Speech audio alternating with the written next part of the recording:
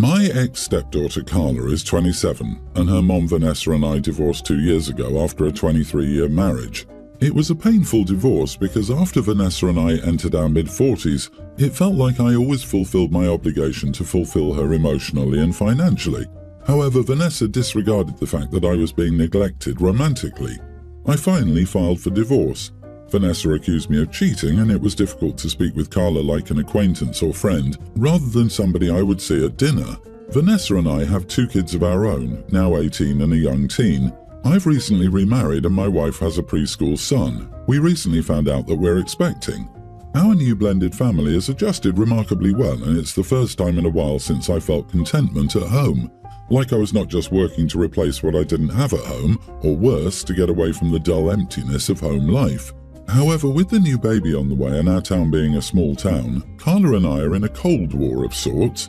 Like, the phone works both ways, we both know that, but something tells me it's not wise to reach out. Carla was upset because my new wife's sister, Ali, 28 female, is known for being a job hopper who was working at the gas station. Ali, because she has no GED, has faced job issues. I previously talked to Carla about an unpaid internship at my real estate company where she graduated from her postgrad program, but the divorce happened and I tabled the discussion. Ali made it clear every time we saw each other, she's a choir member at our church, that she desperately wanted out of retail. She's not cut out for customers who think they're above her. I felt bad for her and gave her an assistant property management job. Carla is mad because Ali's mom said her daughter didn't finish high school but was now making $70,000 a year, plus annual bonuses, and that you didn't need a GED or a trade to earn money. Carla was upset and said she also hated how distant I'd been.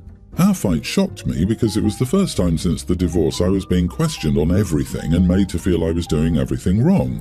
I eventually cooled down from the fight. This happened a month ago. However, I realized that with the baby coming and me getting older, I needed to set up my estate to make sense of my current reality. After consulting my attorney, he said there's no obligation to include an adult biological child, never mind a former stepchild. But if I wanted to exclude Carla so she couldn't try to argue something, I could still do that. I ended up having my will set up so my current wife, stepson and bio kids are in it. Am I the idiot? Dude, say it out loud. You threw your daughter away with the ex-wife. It's your choice, and us calling you an idiot won't change anything. But really, you are excluding Carla but not your stepson. That sounds wrong. I mean, you cared for her for 23 years and it doesn't matter. I don't see your reason at all. You seem cold to be able to do that to your daughter you raised. I knew he was an idiot when I saw he referred to a child who he raised from age 2 to 25, his ex-stepdaughter. I can't imagine raising a child for 23 years and not considering them my own. This is nuts. It always reminds me of the quote from Clueless, "You divorce wives, not children." Yep, who in the world says ex-stepdaughter? What? And that he felt he'd met his obligations.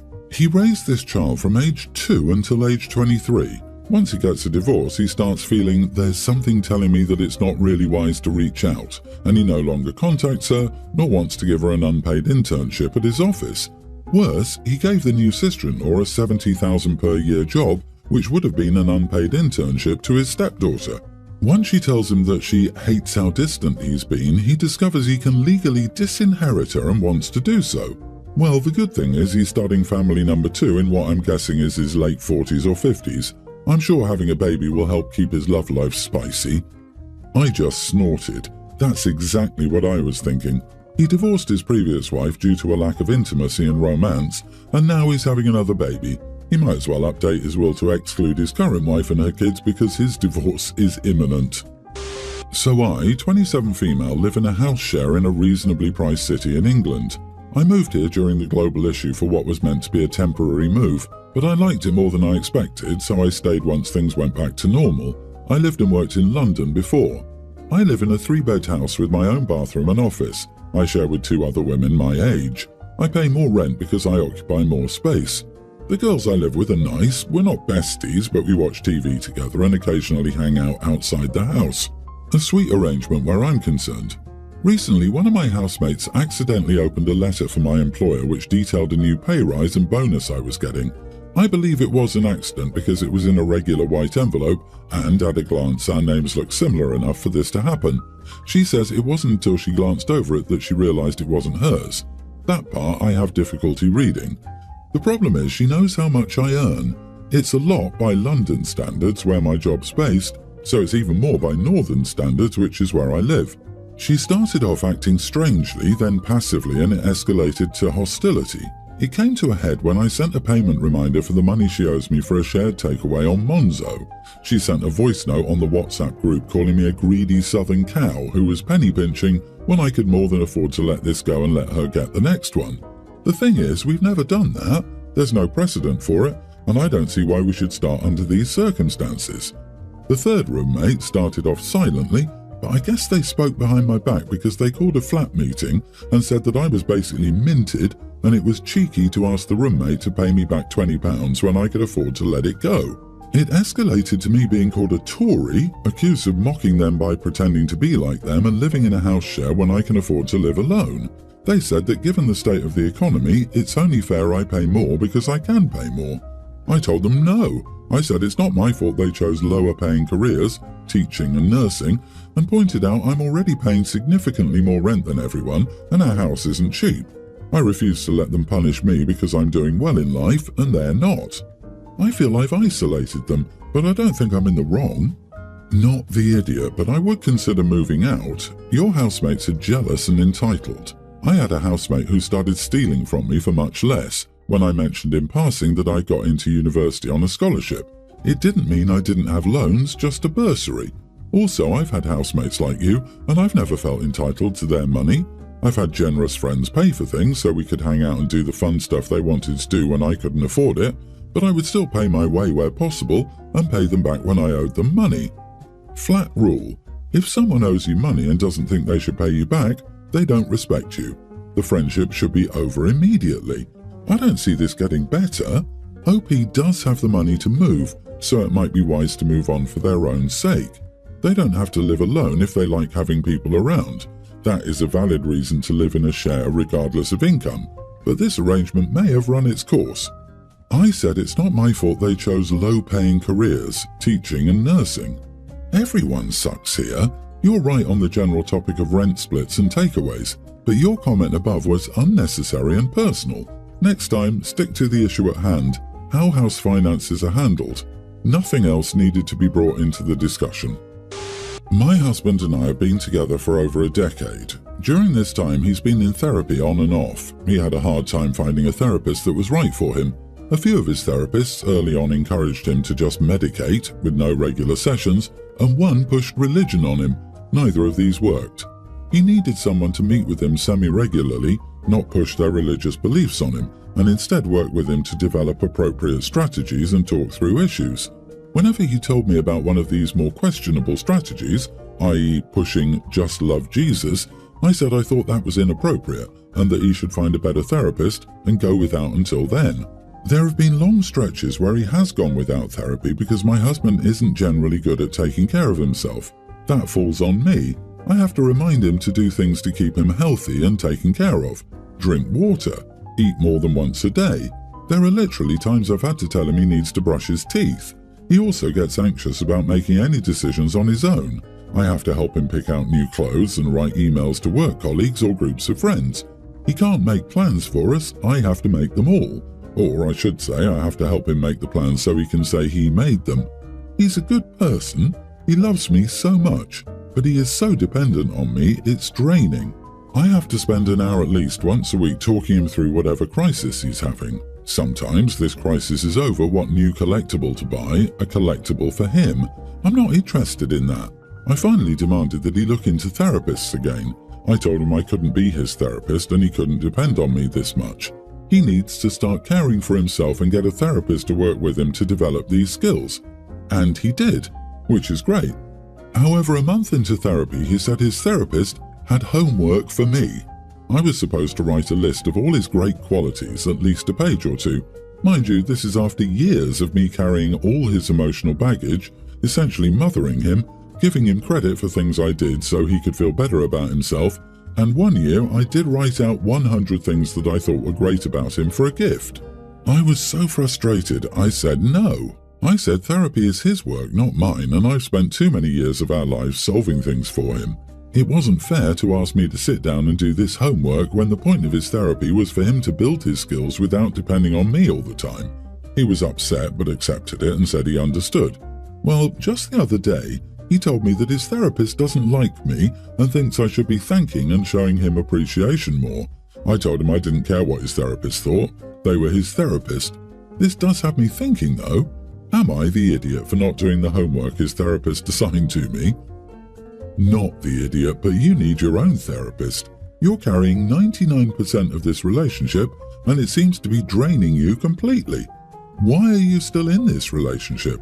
What do you get out of it? Helper's syndrome? Codependency?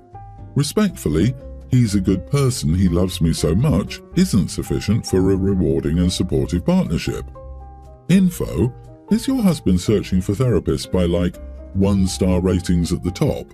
If the therapist wants you involved in his treatment, he should schedule a meeting with you or ask you to sit in your husband's session. It's wildly inappropriate for a therapist to tell a client that they personally don't like one's spouse. Honestly, in this situation, if my partner had told me that his therapist didn't like me, I would just say, good, divorce me, and go stay with a friend or in a hotel for a week or two. I might ring the therapist and let her have it too, but that would depend heavily on my level of, okay, I'm done now, versus my level of anger. Either this therapist is completely bogus, or your husband is making things up. My friend's cat, Juno, has always been massive, well beyond the level of a usual, oh, that cat is kind of fat.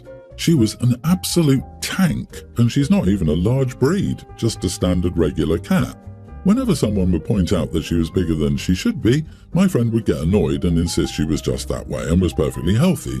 My friend started a global mobility assignment at her job that involved living in Europe for a year, and she asked me if I would take care of Juno while she was gone, to which I agreed.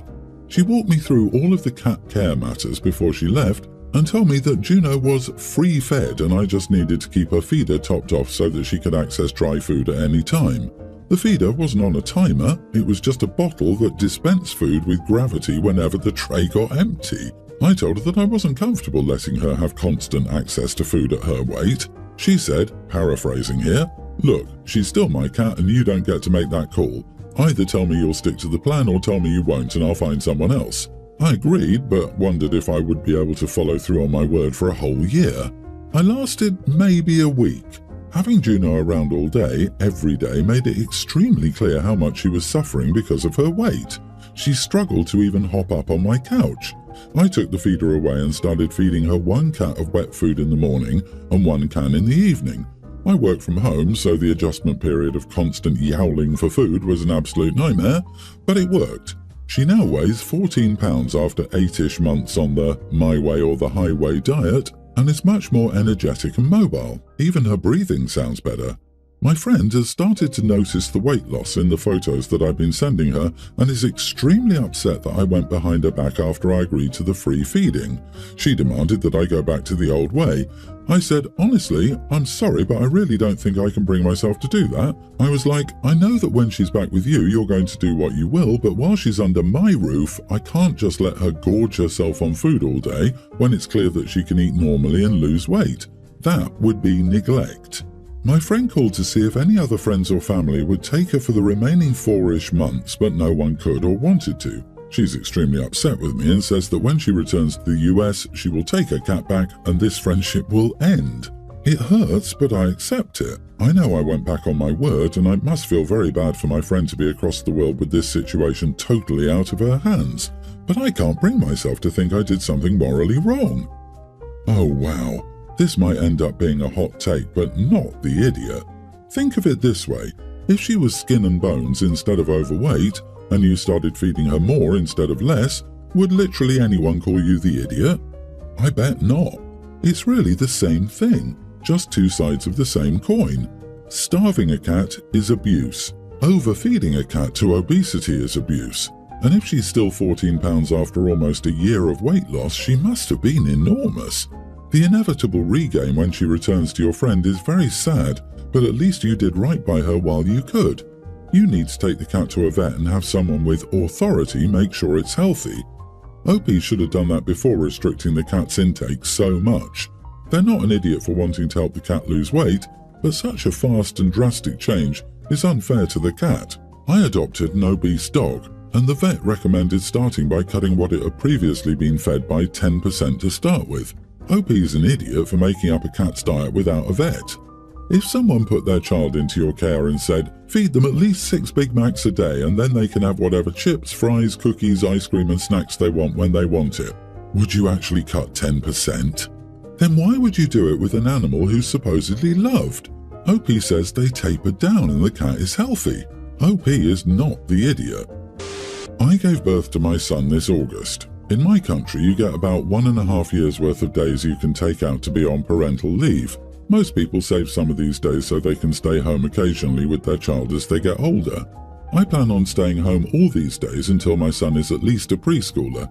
Of course, a lot of planning has gone into this. I know we can't eat the most extravagant food, buy the newest clothes, or take expensive trips. But to me, staying home and caring for my son is worth it. Every Saturday I take him to an open preschool. I don't know if it exists in the US, but basically, everyone is welcome there with their child for a few hours. They play, we eat, and we do stuff together. There's a mother there who had her daughter last April. She expressed to me and some other parents how sad and upset she was about having to go back to work so soon and that she was stressed about leaving her daughter at preschool. She said that she wished that she could be able to stay home as long as I planned. I said that it was possible. She told me for them it wasn't. I call BS on that. She obviously gets her hair coloured, has makeup, trendy clothes and stuff like that. I told her that if she just budgeted and didn't spend that much on herself, she could stay home. She once again said that even if she did, they couldn't afford to stay home any longer. I know she has a husband, so it has nothing to do with that. I scoffed and said, life is what you make it out to be. She seemed extremely upset over this. Later, one of the people who organised this asked to talk to me. She explained that they value kindness and respect here and that if I continued to make this a hostile place, I would get another warning before being banned. Was I an idiot for telling her the truth even though it may have been a little hard? I feel it was childish of her to run off and tell on me. You are the idiot and a colossal one at that. You have no idea what someone's financial situation is. Having a husband doesn't mean you have the luxury to stay home. You attacked this woman and you have absolutely no idea what's going on in her life. Heck, even if you did, you had no business speaking to her the way you did. Lady, the cost of hair colouring and clothes, even at a point of extravagance, does not come close to an entire salary, which a household may not be able to do without. You need to find out this family's mortgage note. They may help other family members financially. You don't know that her husband's job is lucrative and secure. Consider spending less time congratulating yourself on what you believe to be your budgeting genius and a little more time being grateful for the luck you have to be in a position where budgeting can make a difference. You are the idiot and a judgy one.